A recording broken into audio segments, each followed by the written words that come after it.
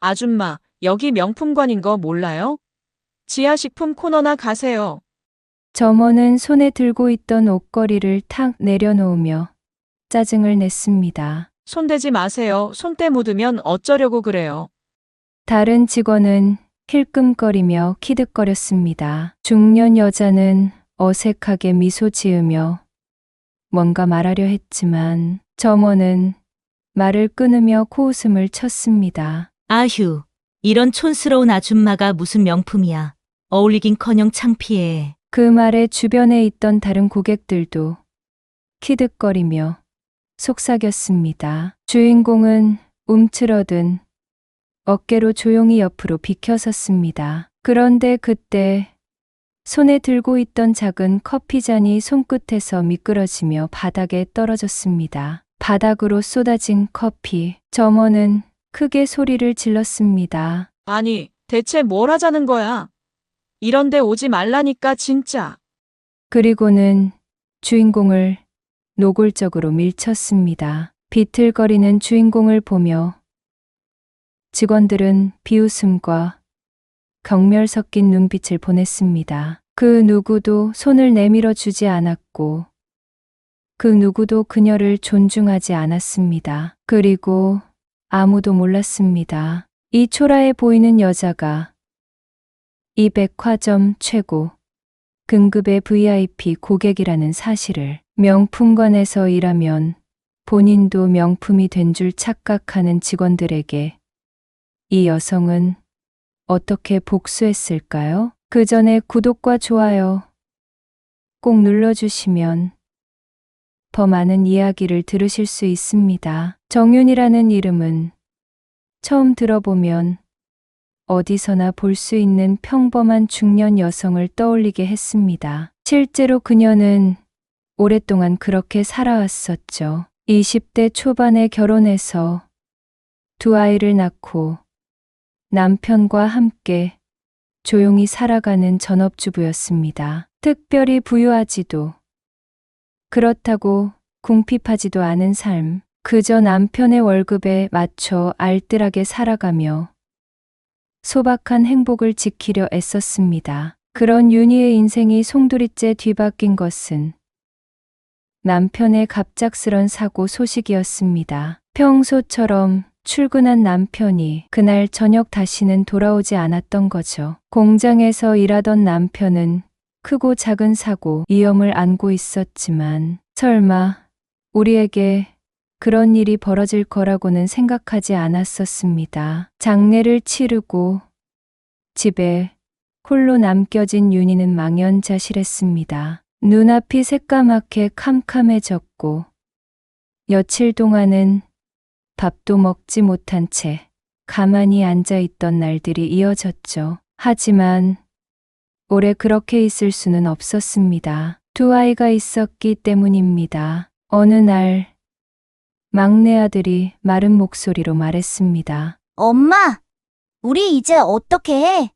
그 한마디가 윤희를 벌떡 일으켜 세웠습니다. 세상이 무너져도 엄마는 무너지면 안 된다는 걸 깨달았던 거죠. 윤희는 가진 것이라고는 작은 적금, 통장 하나뿐이었습니다. 남편 사망 보험금은 사고가 과실 처리되어 거의 받지 못했었습니다. 다른 선택지가 없던 그녀는 동네 작은 시장 한 구석에 분식집을 열게 됩니다. 처음엔 하루 매출이 몇만 원 남짓이었습니다. 손은 덜덜 떨리고 어설프기 그지없었죠. 하지만 윤희는 포기하지 않았습니다. 매일 새벽 시장에 가서 신선한 재료를 사들였고 밤마다 유튜브 영상을 보며 새로운 메뉴를 연구했습니다. 그렇게 1년, 2년이 지나자 윤희의 가게는 시장에서 소문난 맛집이 되어 갔습니다. 특히 그녀의 떡볶이와 수제 튀김은 맛있기로 입소문이 퍼지기 시작했죠. 시장 가면 정떡볶이 꼭 먹고 와야 해.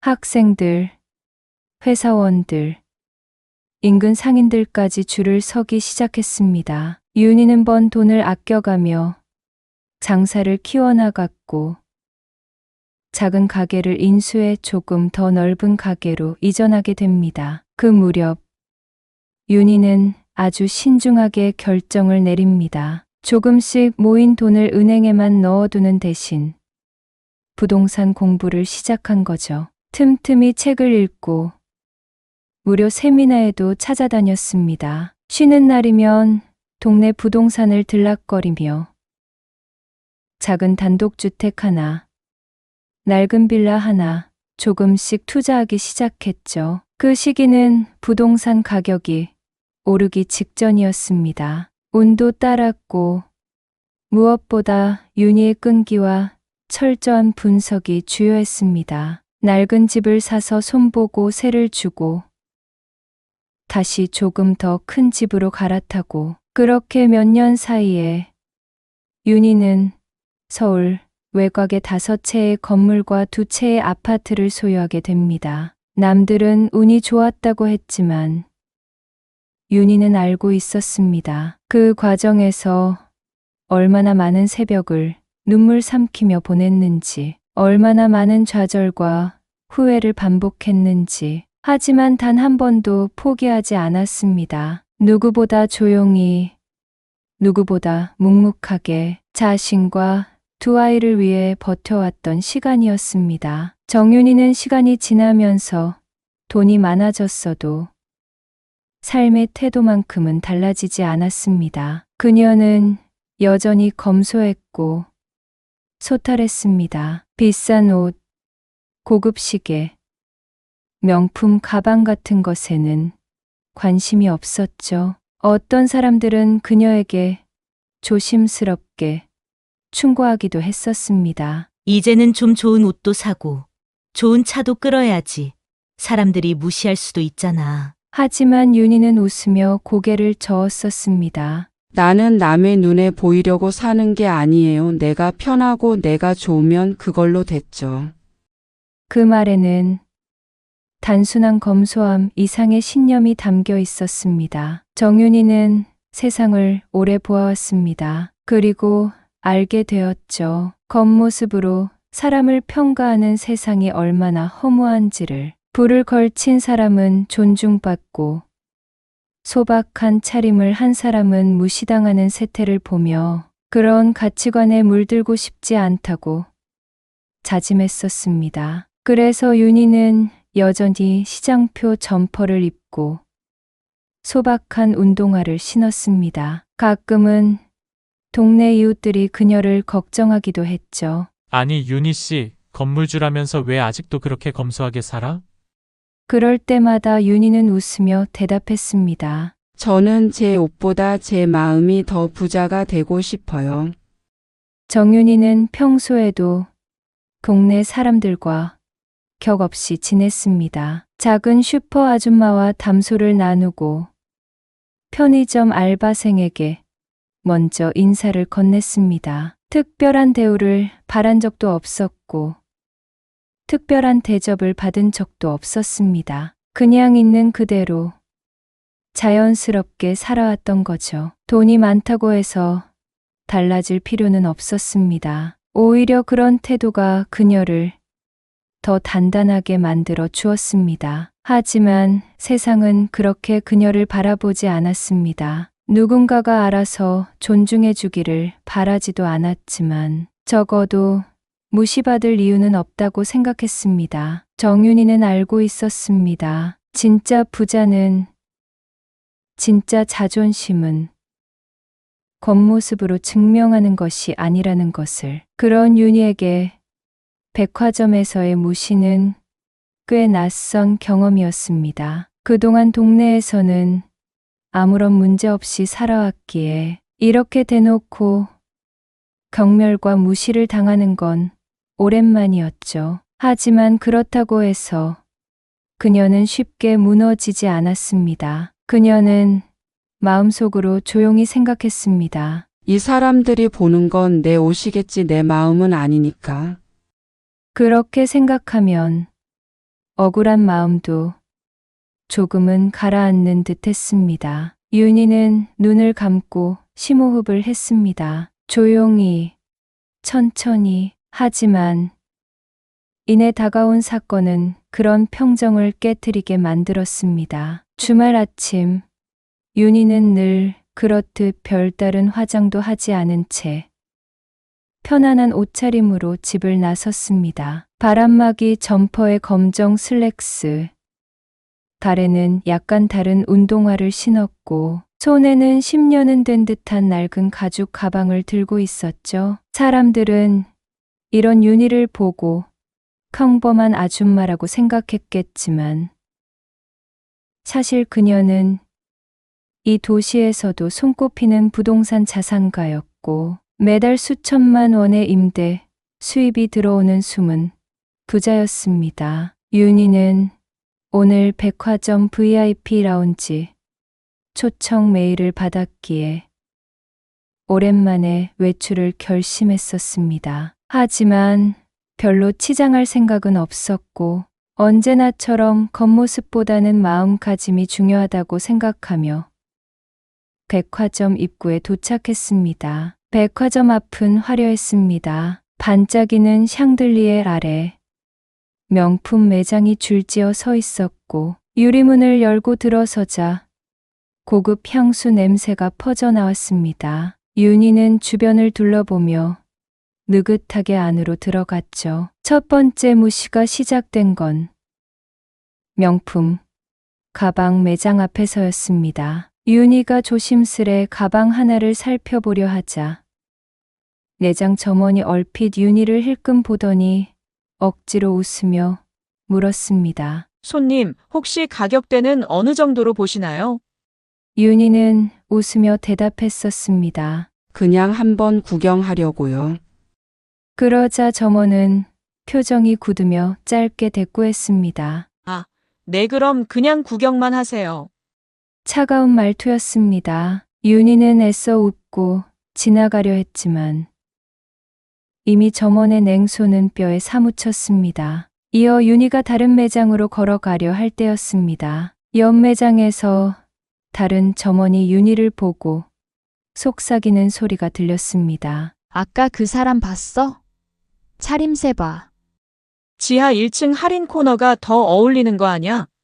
둘은 킥킥거리며 웃었고 윤희는 애써 못 들은 척 발걸음을 옮겼습니다. 하지만 그날따라 이상하게 일이 꼬였죠. 윤희가 한참 고급 액세서리 코너를 둘러보다가 지갑을 꺼내려던 순간 손이 미끄러져 들고 있던 커피를 바닥에 쏟고 말았습니다. 찰박하고 커피가 고급 대리석 바닥을 타고 번졌고 주변 사람들이 놀라며 흘끔거렸습니다. 가까이에 있던 한 남자 점원이 다가오더니 짜증 섞인 목소리로 말했습니다. 아니, 이런 데 와서 조심 좀 하시지. 바닥 망가지면 아시죠? 보상하셔야 해요. 윤희는 얼굴이 붉게 달아오른 채 연신 죄송하다고 사과했지만 점원은 주변 사람들 앞에서 손가락질까지 해대며 더 큰 소리로 몰아붙였습니다. 에이 참, 왜 아무나 들여보내서 이 난리야. 관리도 안 하나? 다른 점원들도 멀리서 킥킥거리며 쳐다봤고 몇몇 손님들은 대놓고 수군거렸습니다. 아줌마가 뭘 안다고 여기 왔대? 지하 1층 쪽 할인 매장 가야 할 사람이 왜 여기 와서 민폐야? 윤희는 손에 들고 있던 낡은 가방을 꼭 움켜쥔 채 바닥을 닦으려 했지만 점원은 막아서며 말했습니다. 손대지 마세요. 청소부 부를게요. 괜히 더 더럽히지 마시고요. 그 말에 윤희는 깊게 숨을 삼켰습니다. 모욕감에 눈물이 맺히는 걸 참으면서 고개를 숙인 채 물러섰습니다. 하지만 그 순간 점원이 추가로 던진 한마디는 윤희의 마음에 비수를 꽂았습니다. 돈 없는 티 내지 말고 이런 데 오지도 말지. 민폐야, 민폐. 윤희는 아무 말도 하지 않았습니다. 조용히 몸을 돌려 걸어갔고 뒤에서는 여전히 웃음소리와 비웃음이 들려왔습니다. 윤희는 머리가 어지러웠습니다. 고작 커피 한 잔 쏟은 일로 저렇게까지 매몰차게 쏘아붙일 줄은 몰랐죠. 주변 사람들은 눈길을 피하거나 아예 대놓고 수군거리며 윤희를 힐끔거렸습니다. 괜찮은 척 웃어 보였지만 가슴 한켠에서는 깊은 상처가 퍼지고 있었습니다. 윤희는 카페트를 더럽혀 미안하다며 연신 고개를 숙였고 남은 커피컵을 재빨리 치우려 했습니다. 점원들은 여전히 손님이야말로 문제라며 속닥였고 윤희는 서둘러 자리를 뜨려 했습니다. 하지만 그 순간 상황은 더 끔찍하게 흘러갔습니다. 한 점원이 큰 소리로 외쳤습니다. 저 손님 계산도 안 했잖아. 가방 검사해야 되는 거 아냐? 순간 매장 안은 싸늘해졌습니다.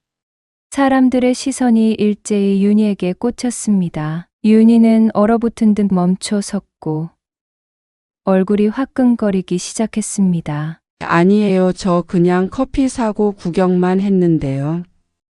윤희는 변명하듯 말했다. 하지만 점원은 냉소적인 미소를 지으며 경비원을 불렀습니다. 경비원이 다가오자 윤희는 당황한 나머지 가방을 꽉 끌어안았습니다. 그러자 경비원은 윤희를 몰아세웠습니다. 고객님, 규정상 가방 안을 확인해야 합니다. 협조해 주세요. 매장 안 손님들 중 몇몇은 눈살을 찌푸렸고 어떤 이는 수군거렸습니다. 봐봐. 괜히 저렇게 초라하게 다니니까 의심받지. 또 다른 이가 속삭였습니다. 요즘은 돈 없어도 비싼데 기웃거리는 사람 많다더라. 윤희는 울고 싶었습니다. 손이 떨려서 가방을 여는 것도 힘들었습니다. 하지만 어쩔 수 없이 가방을 열었고 그 안에는 지갑과 수첩, 작은 화장품 파우치뿐이었습니다. 경비원은 아무것도 나오지 않자 약간 당황한 듯 표정을 바꿨습니다. 그러나 점원은 여전히 뾰족한 시선을 거두지 않았습니다. 괜히 우리 귀한 상품 망가뜨리기나 하고 진짜 피곤하네. 윤희는 입술을 깨물었습니다. 눈물이 차올랐지만 고개를 숙이고 꾹 참았습니다. 차가운 공기 속에서 그녀는 모욕감과 굴욕감을 삼켜야만 했습니다. 더 이상 이곳에 있을 수 없어 조용히 몸을 돌려 출구 쪽으로 걸어갔습니다. 사람들의 시선은 여전히 등에 꽂혀 있었고 작은 비웃음과 수근거림이 뒤따랐습니다. 출구로 향하던 윤희는 문득 멈춰 섰습니다. 이대로 물러나서는 안 된다는 생각이 들었죠. 손가락은 여전히 떨렸지만 그녀는 핸드백 안에서 반짝이는 무언가를 꺼냈습니다. 바로 백화점 VIP 전용 블랙카드였습니다. 아무나 가질 수 없는 백화점 최상위 등급 고객만이 소지할 수 있는 카드였죠. 윤희는 카드와 함께 조용히 안내 데스크로 향했습니다. 경비원과 점원들은 어리둥절한 눈빛으로 그녀를 바라봤습니다. 윤희는 침착하게 직원에게 말했다. 백화점 부점장님 좀 호출해 주시겠어요? 이 일은 그냥 넘어가지 않을 겁니다.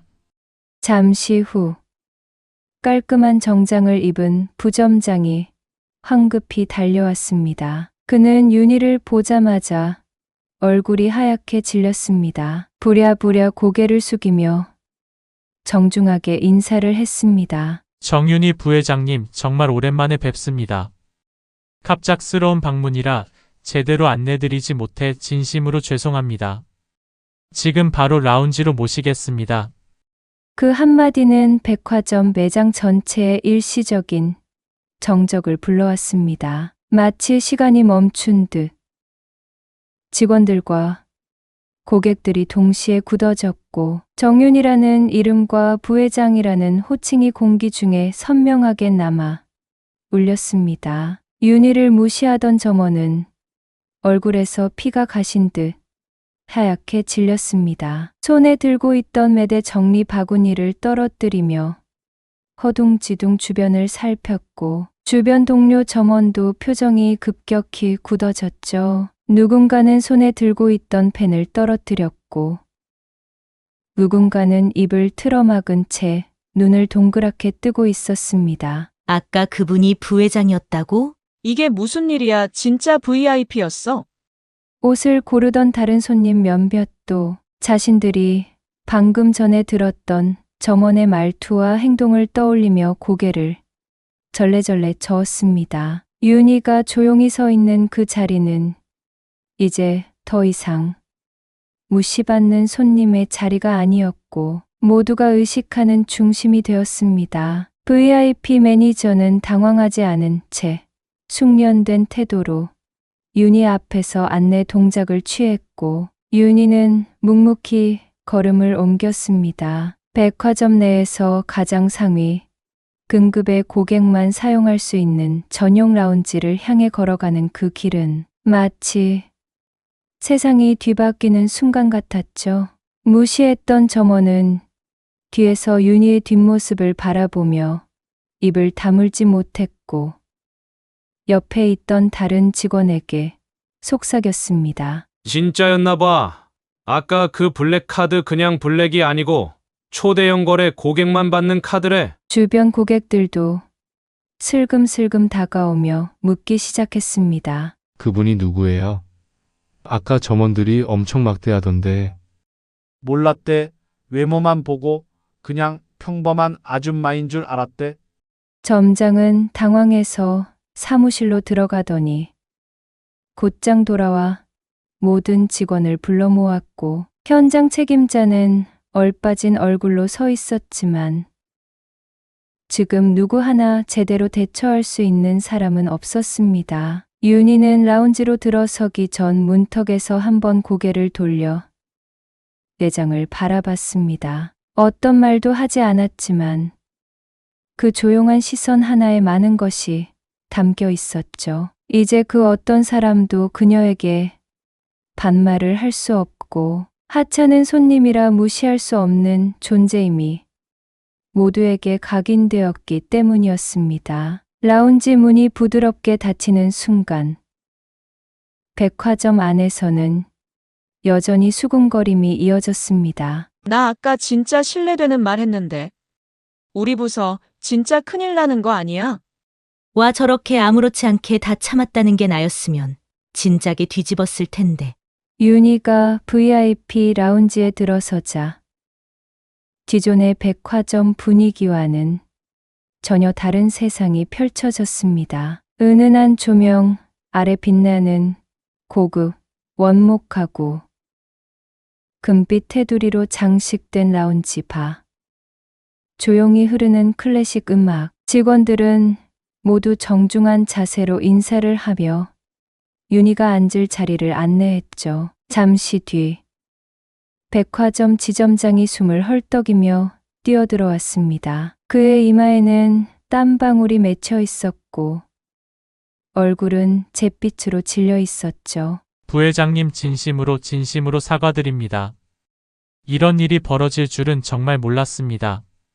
그는 숨을 고르기도 전에 윤희 앞에서 허리를 90도로 꺾었습니다. 윤희는 차분하게 고개를 끄덕였지만 말투는 결코 가볍지 않았습니다. 한 번도 본 적 없는 사람이죠, 지점장님.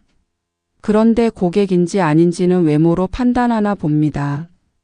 그 말에 지점장은 등을 구부린 채 더 고개를 숙였고 VIP 매니저는 긴장한 표정으로 옆에서 눈치를 보고 있었습니다. 그 순간 라운지 밖에서 당황한 표정의 점원이 보였습니다. 아까 윤희를 조롱하고 도둑으로 몰았던 바로 그 직원이었죠. 불편한 눈빛으로 주변을 살피던 그가 결국 굴려 들어왔습니다. 점원은 작게 인사하며 말했습니다. 그게 저는 정말 몰라서 그랬습니다. 오해가 있었던 것 같고 진심으로 죄송합니다.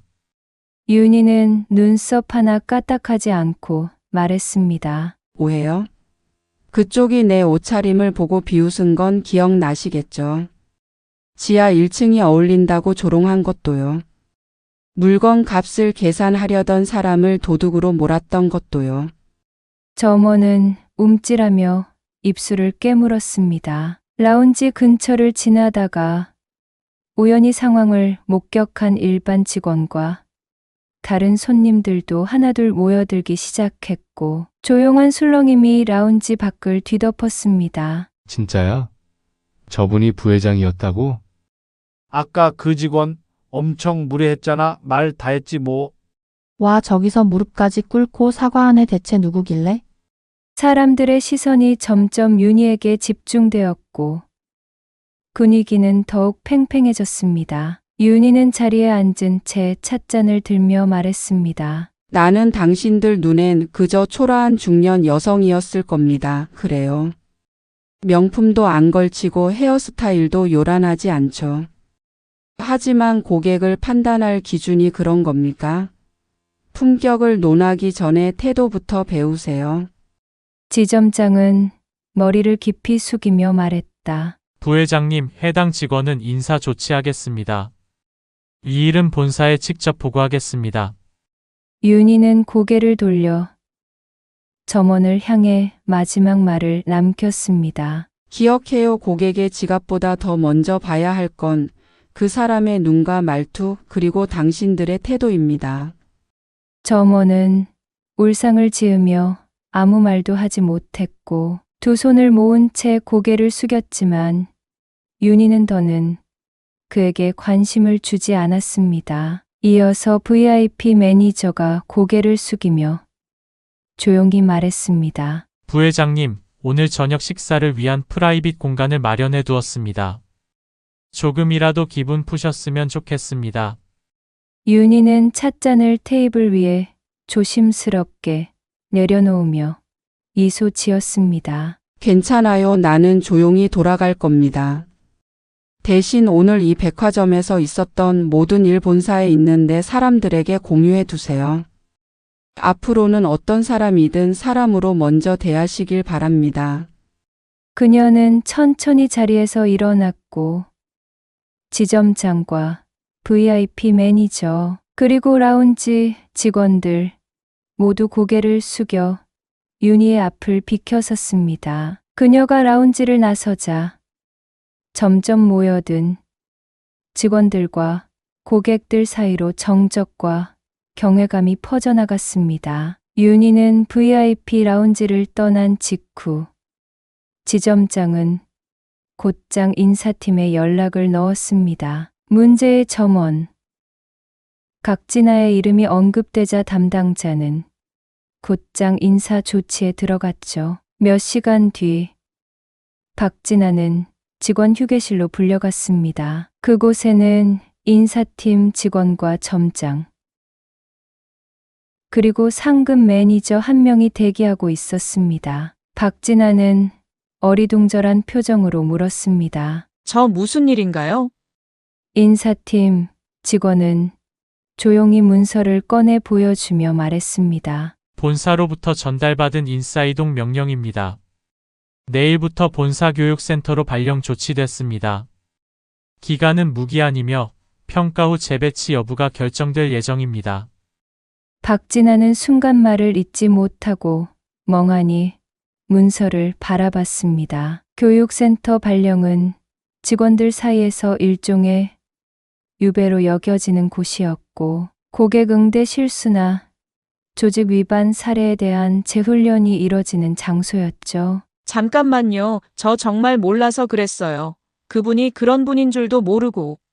그러자 지점장이 말했습니다. 박진아 씨, 우리가 고객을 대할 때 신분이나 외모, 차림새로 판단해선 안 된다는 건 알고 계시죠? 이번 건은 그 선을 넘은 문제였습니다. 박진아는 눈동자를 굴리며 불안한 표정으로 말했다. 그냥 다른 분들도 다 그런 식으로 응대하는데 저만 왜? 하지만 매니저가 단호하게 말을 끊었습니다. 다른 누가 뭐라 했든 당신은 가장 앞장서서 손님을 조롱했고 심지어 도둑으로 몰기까지 했죠. 그 장면을 본 직원도 CCTV도 있었습니다.